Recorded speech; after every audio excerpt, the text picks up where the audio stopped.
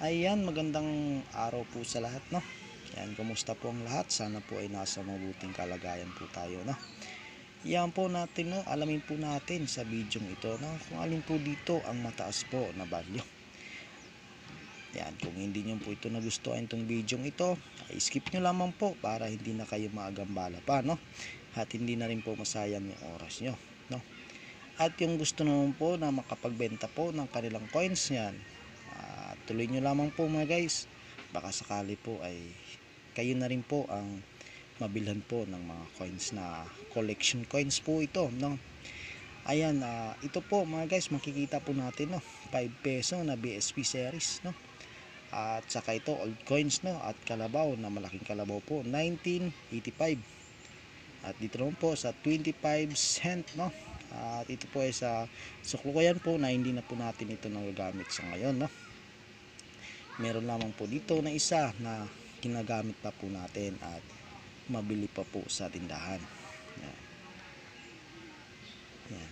Unahin po natin ito, no, yung 5 peso na PSP, no, na merong taon po year 2016. Baka po ay magtaka po kayo bakit po ito ay hard to find, no? At ito po kasi kaya po ito tinatawag po na hard to find po. Ibig sabihin po nito ay binawi na po ng ating Bangko Sentral, no, at hindi na po ito pinapalabas. Yan po, kaya bihira na lamang po natin ito makikita sa ating sirkulasyon, ano, kaya po ito ay mataas po ang value po nito, lalo po sa market, no, at makikita din po natin ito sa Lazada, sa EB. Yan po, at meron na din po ito nagbenta, no. Ayan po mga guys, kung kayo po ay magbenta sa mga market, pwede nyo po yan ilapag po, no, at maglagay po kayo ng caption ng ganyan, at yun po ay makikita po ng ating mga kaibigang coin collector. Ay sigurado po ako, at kapag magustuhan po at good quality pa po ang inyong coins, sigurado po ako na bibiling po sa inyo yan. Ayan po, no, meron po nakapagbenta nga po sa atin, no, dahil nga po araw-araw at nag-check po ako ng mga comment natin, no. Ayan, sa iba po at medyo po busy, no, at maakyat po kasi ako bundok, kaya po yun, yung iba po hindi po ako nakapag-reply. Ayan po mga guys, no, ito po na 5 peso na year 2016 po na hard to find, no, at hinahanap rin po ito ng ating mga kaibigan coin collector.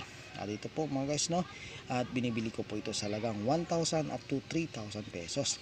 Ayan po, no, intindihin lamang po natin mabuti, no, at kung paano po natin maibenta at kung paano po natin mailapag sa ating comment section.